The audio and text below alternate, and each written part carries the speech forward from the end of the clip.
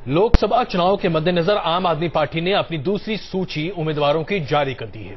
ऐसे देखा जाए तो इसमें कोई बहुत बड़े नाम नहीं है, लेकिन जिन उम्मीदवारों का इसमें जिक्र है उन उम्मीदवारों के बारे में अगर हम चर्चा करें तो ऐसा लगता है जैसे कि ये वो लोग हैं जिन्हें हम वाकई में आम आदमी कह सकते हैं, लेकिन ये वो लोग हैं जो शायद आपकी आवाज बन सकते हैं। किस तरीके से आम आदमी पार्टी लोगों को चुनती है, कैसे वहां लाती है और कैसे आज ये तमाम लोग बड़े बड़े स्थापित राजनेताओं को चुनौती दे सकते हैं, आइए जरा इस पर एक नजर डाल देते हैं। 2014 की सियासी लड़ाई की रणभेरी बजने वाली है और आम आदमी पार्टी भी अपने लड़ाकों की संख्या बढ़ा स्थापित राजनेताओं को चुनौती दे सकते हैं, आइए जरा इस पर एक नजर डाल देते हैं। 2014 की सियासी लड़ाई की रणभेरी बजने वाली है और आम आदमी पार्टी भी अपने लड़ाकों की संख्या बढ़ा रही है। पहली लिस्ट में 20 नामों के ऐलान के बाद पार्टी ने उम्मीदवारों की दूसरी लिस्ट भी जारी कर दी। आपके इन 30 नामों में ज्यादातर लोगों का सियासत की दुनिया से कोई सरोकार नहीं रहा, लेकिन आपके ये उम्मीदवार राजनीति की दुनिया के कुछ दिग्गजों की नींद उड़ाने की तैयारी में हैं। महाराष्ट्र की सोलापुर सीट से ललित बब्बर आपकी टिकट पर चुनाव लड़ेंगे, जो देश के गृह मंत्री सुशील कुमार शिंदे को चुनौती देंगे। दिल्ली की पूर्वी दिल्ली सीट से आपकी टिकट पर राजमोहन गांधी चुनाव लड़ रहे हैं, जो कांग्रेस सांसद संदीप दीक्षित को चुनौती देंगे। तो मध्य प्रदेश की विदिशा सीट से बीएस राजपूत आपकी टिकट पर चुनावी मैदान में हैं, जो बीजेपी सांसद सुषमा स्वराज के खिलाफ चुनाव लड़ेंगे। हरियाणा की कुरुक्षेत्र सीट से बलविंदर कौर आपकी टिकट पर चुनाव लड़ रहे हैं, जो कांग्रेस सांसद नवीन जिंदल को चुनौती देंगे। हरियाणा की हिसार सीट पर जगदीश सिंह आपके टिकट पर चुनाव लड़ रहे हैं, जो हरियाणा जनहित कांग्रेस के कुलदीप बिश्नोई को चुनौती देंगे। तो जम्मू कश्मीर की श्रीनगर सीट से डॉक्टर रजा मुजफ्फर भट्ट, जो नेशनल कॉन्फ्रेंस के अध्यक्ष डॉक्टर फारूक अब्दुल्ला को चुनौती देंगे। हरियाणा की सोनीपत सीट से जय सिंह ठेकेदार आपकी टिकट पर चुनाव लड़ रहे हैं, जो कांग्रेस सांसद जितेंद्र सिंह मलिक को चुनौती देंगे। मध्य प्रदेश की खरगोन सीट से कैलाश अबासा कांग्रेस के मलखान सिंह सोलंकी के खिलाफ ताल ठोकने को तैयार हैं। इनके अलावा मध्य प्रदेश की उज्जैन सीट से आपकी टिकट पर अनीता हिंडोलिया अपनी किस्मत आजमाएंगी। मध्य प्रदेश की मंदसौर सीट से पारस सकलेजा आपकी टिकट पर चुनाव लड़ रहे हैं। मध्य प्रदेश के ही जबलपुर सीट से कैप्टन अब्दुल नासिर आपकी टिकट पर चुनावी मैदान में हैं। तो गुजरात की जूनागढ़ सीट से शेखर अतुल भाई आपकी टिकट पर चुनाव लड़ने को तैयार हैं। आउट ऑफ दिस 30 एक दिल्ली से है, एक गुजरात से है, हरियाणा से 5 है, हिमाचल प्रदेश से 1 है, जम्मू कश्मीर से 1 अभी बताएंगे। अच्छा 29 हुए होंगे। हाँ, महाराष्ट्र से 10 हैं, मध्य प्रदेश से 6 हैं, पंजाब से 1 है, 3 जम्मू कश्मीर राजस्थान से हैं 3 और उत्तराखंड से 1 है। इन नामों के ऐलान के बाद पार्टी ने दलील दी कि पार्टी अच्छे लोगों को संसद भेजना चाहती है, ताकि भ्रष्ट लोगों को संसद पहुंचने से रोका जा सके। लेकिन बड़ा सवाल ये कि क्या राजनीति के ये नौसिखिए खिलाड़ी केजरीवाल के मिशन लोकसभा को अंजाम तक पहुंचा पाएंगे? News nation. चलिए, तो पहली चुनावी हलचल जो है वो शुरू हो चुकी है और ऐसे में टिकट नीति हर पार्टी की क्या कुछ है और किस तरह से नेताओं के बागी तेवर जो हैं हावी हो रहे हैं टिकट पाने की चाह में, इसी पर चर्चा करेंगे। हमारे साथ संबित पात्रा बीजेपी प्रवक्ता इस वक्त मौजूद है, मुकेश नायक कांग्रेस के नेता हमारे साथ जुड़ेंगे। लेकिन उससे पहले आम आदमी पार्टी की रणनीति और सोच क्या रही है और 30 नए लड़ाकों की घोषणा की है और उन्हें बेहद आम रखने की कोशिश की है और उनके उम्मीदवारों की छवि बाकी पार्टी के नेताओं से कहीं बेहतर है, ये जताने की कोशिश की है। लेकिन पार्टी के फैसलों में बगावत का डर भी लगातार सता रहा है। केजरीवाल की सेना के 30 और लड़ाके मैदान में उतरने को तैयार हैं। एक हफ्ते के असमंजस के बाद आखिरकार केजरीवाल की टीम अपनी लिस्ट 50 तक पहुंचाने में कामयाब हो गई, इस दावे के साथ कि पार्टी हर हाल में देश से भ्रष्टाचार के खात्मे के अपने एजेंडे पर कायम है और हमारे लड़ाकों पर कोई दाग नहीं। लेकिन पहली लिस्ट जारी होने के बाद पार्टी को अपने ही लोगों की बगावत का सामना करना पड़ा था। लिहाजा इस बार पार्टी ने साफ कर दिया कि इन लोगों के नाम तय तो हुए हैं, लेकिन इसे फाइनल न समझें। पार्टी ने फैसला किया है कि ये नाम हम अभी अपनी वेबसाइट पे डालेंगे पार्टी ने इनको एक तरह से फाइनल किया है, लेकिन पब्लिक स्क्रूटनी में रख रहे हैं अभी इनको, और 5 दिन तक ये नाम पब्लिक स्क्रूटनी में वेबसाइट पे रहेंगे। अगर किसी के पास इनके भ्रष्टाचार के संबंध में, इनके चरित्र के संबंध में या इनके अपराध के किसी रिकॉर्ड के संबंध में कोई ऐसी जानकारी है तो हमारे साथ शेयर करें। यही नहीं, विवादों के डर से पार्टी ने उस खबर को भी खारिज कर दिया कि दिल्ली के किसी विधायक को लोकसभा का टिकट दिया जाएगा, लेकिन अरविंद केजरीवाल के चुनाव लड़ने पर पार्टी अब भी खामोश है। तात्कालिक तौर पे ये फैसला हुआ है कि एमएलएस को कैंडिडेट नहीं बनाया जाएगा, ये फैसला हुआ। अरविंद केजरीवाल के चुनाव लड़ने के बारे में पार्टी विचार करेगी, क्योंकि है तो वो विधायक ना संजय जी, है तो वो विधायक। मैं ये कह रहा हूं कि उस पर पार्टी विचार करेगी। आम आदमी पार्टी की रणनीति अब अपने दायरे बढ़ाने की भी है और इसके लिए अगला निशाना है उत्तर प्रदेश। कमान संभाली है खुद अरविंद केजरीवाल ने। केजरीवाल 1 से 3 मार्च तक दिल्ली से कानपुर तक की झाड़ू यात्रा पर निकले और इस दौरान केजरीवाल की यात्रा कुल 15 लोकसभा क्षेत्रों से गुजरेगी। कुल मिलाकर भ्रष्टाचार के नारे के दम पर चुनावी मैदान में कूदी आम आदमी पार्टी की रणनीति साफ है कि झाड़ू यात्रा के सहारे ये संदेश दिया जाए कि देश से भ्रष्टाचार पर झाड़ू चलाने की मंशा और कुव्वत सिर्फ आपके पास है। Team news nation.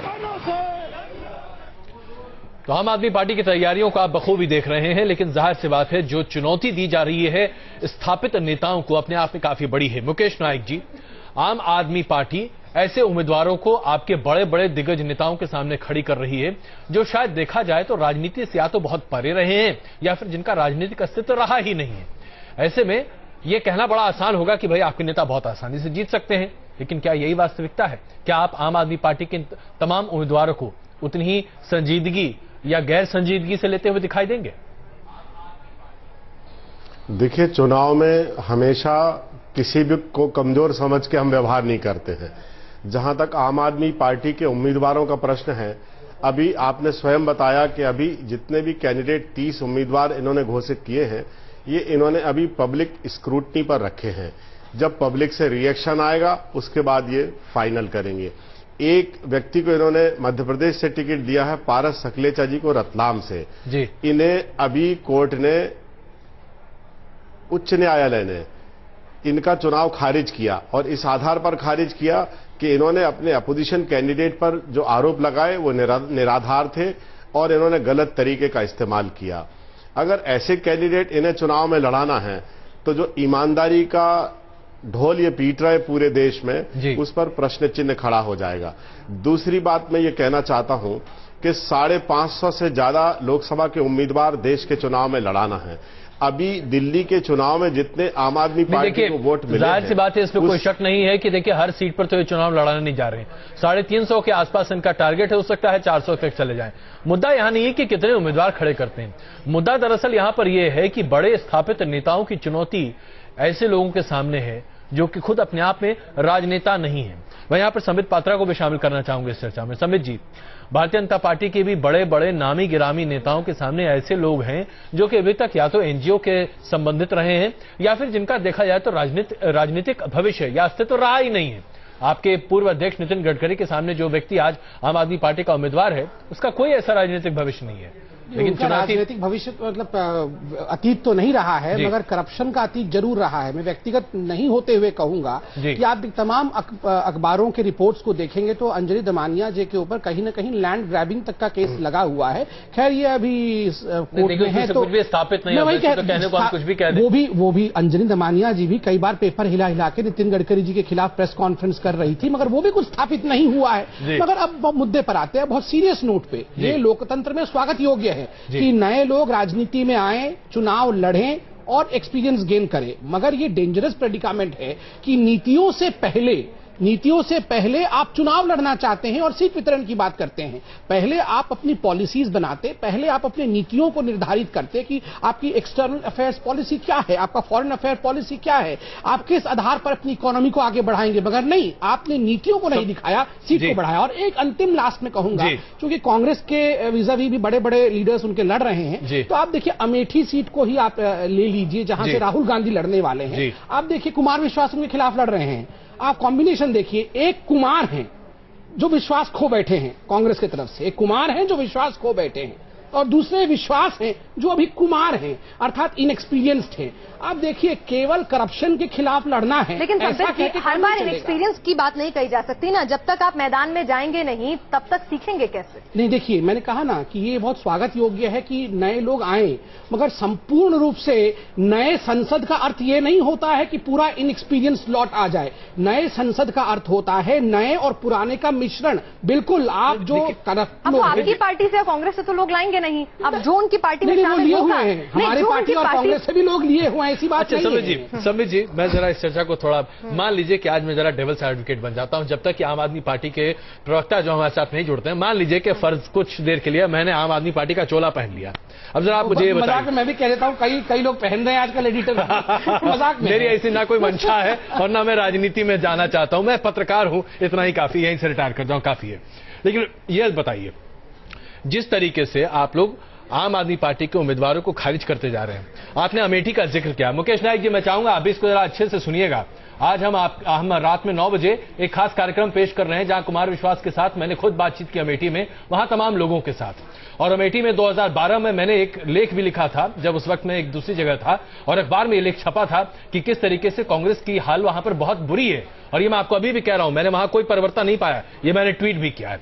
अमेठी का जिक्र मैं लेकर चलूं, आज तक भारतीय जनता पार्टी की तरफ से अमेठी में कोई भी मुकम्मल उम्मीदवार क्यों नहीं उतारा गया? रायबरेली में आज तक भारतीय जनता पार्टी की तरफ से कोई मजबूत उम्मीदवार क्यों नहीं है? संबित जी, मैं आपको याद दिलाऊं कि हमारी एक बहुत बड़ी नेत्री और हिंदुस्तान की जानी मानी सुषमा स्वराज बेल्लारी में उतरी थी। बस वही इतिहास मैं पूछ रहा हूं ना, पिछले 2 लोकसभा से आपका कोई भी उम्मीदवार रायबरेली और अमेठी में हो तो बताइए। तो मैं आपको याद भी दिलाऊं कि किसी एक नेता को अभी राज्यसभा से भी भेज दिया गया कांग्रेस में। बोलिए ना। नहीं, आप जानते हैं किसको भेजा गया है। मैं ओब्लिकली हिंट कर रहा हूं कि किस प्रकार से नेताओं को भी ये उतरने नहीं दिए। अभी संजय सिंह, नहीं, मैं आपसे पूछ रहा हूं, आपकी पार्टी है ना, आपकी पार्टी ने क्यों नहीं एक मुकम्मल उम्मीदवार दिया? देखिए, मुकम्मल उम्मीदवार क्या होता है, इसका डेफिनेशन होना बहुत जरूरी है। क्या मुकम्मल और स्ट्रांग उम्मीदवार वही होता है जो दिल्ली से आप एक नामी चेहरा करते ना? और चलिए, समित जी, मैं इसी पर आपसे आज भिड़ना भी पसंद करूंगा। मान लीजिए कि मैं आज आम आदमी पार्टी का प्रवक्ता होता हूं, तो मैं आपसे कहता, आपने सोनिया गांधी को एक बार ललकारने की कोशिश की बेल्लारी में, उसके आगे पीछे सोनिया गांधी को किसने भारतीय जनता पार्टी से चुनौती दी? बताइए मुझे। सबसे महत्वपूर्ण विषय है कि आप सक्सेसफुल कैंडिडेट किसे मानते हैं। मैं मानता हूं और पार्टी भी मानती है, सक्सेसफुल कैंडिडेट वही होता है जो उस क्षेत्र में लोगों के दुख सुख में भागीदार रहता है। ये नहीं कि दिल्ली से थोपना। नहीं, दिल्ली से थोपने की बात नहीं है। तो आप मान के चल रहे हैं कि आप उत्तर प्रदेश में ऐसा कोई भी व्यक्ति नहीं है जो राहुल गांधी और सोनिया गांधी का मुकाबला कर सके, जो वहां लोगों के दुख सुख में साझा अपने पिछले 2 लोकसभा चुनाव में भारतीय जनता पार्टी का कोई ऐसा नेता दिखाई दिया आपको? नहीं, आपको दिखेगा इस बार। आप थोड़ी देर धैर्य रखिए, इंतजार करिए। हम लोग इंतजार, अभी तक तो आपने नहीं किया ना, लेकिन अभी तक इतिहास ये बताता है। मैंने कहा सुषमा जी लड़ी बेल्लारी से। और यही सवाल मुकेश जी मैं आपके सामने रखना चाहूंगा। एक आम आदमी पार्टी जो कि अभी जिसकी उत्पत्ति हुई है, वो ऐसे लोगों को लाकर आप लोगों के सामने खड़ा करती है जो कि अपने आप में शायद कुछ नहीं है, लेकिन आपके लिए चुनौती बनते दिखते हैं। लेकिन नरेंद्र मोदी के खिलाफ आप लोगों ने पिछले 3 विधानसभा चुनाव में ऐसा कोई मजबूत उम्मीदवार खड़ा किया जो उनको नाको चने चबवा सकता था? देखिए, मैं ये कहना चाहता हूं सबसे पहले अजय जी कि अमेठी और रायबरेली में हमारे नेताओं को किसी प्रकार की कोई चुनौती नहीं है। कुमार विश्वास एक आदमी का नाम बता दें अमेठी में जिसको उन्होंने शिक्षा के क्षेत्र में, स्वास्थ्य के क्षेत्र में, रोजगार के क्षेत्र में, किसी भी मुकेश नायक जी, अगर अमेठी पे चर्चा हो रही होती, माफ कीजिएगा, अमेठी पे चर्चा हो रही होती तो मैं आपकी तमाम बातों का बखूबी जवाब दे सकता हूं। अमेठी में सड़कें नहीं है साहब, आप सोच लीजिए, राहुल गांधी की कंस्टिट्यूएंसी है, आधी से ज्यादा क्षेत्र में सड़कें नहीं है। गांव, अगर अमेठी के गांव को देखें और किसी अन्य कंस्टिट्यूएंसी के गांव को देखें, हालत वही है। 300 रुपए के पेंशन के लिए वहां पर विधवाएं आज भी विलाप करती नजर आती हैं। साहब, ऐसा नहीं है कि अमेठी स्वर्ग बन चुका है, अमेठी वैसा ही है जैसे आज से 2 साल पहले था। बिजली आज भी वहां पर मुश्किल से 8 घंटे मिलती है। देखिए, बिजली पूरे राज्य में जितनी मिलती है, चलिए, मैं आज अमेठी पे बात नहीं कर रहा, इसलिए आप अमेठी की बात अगर करेंगे तो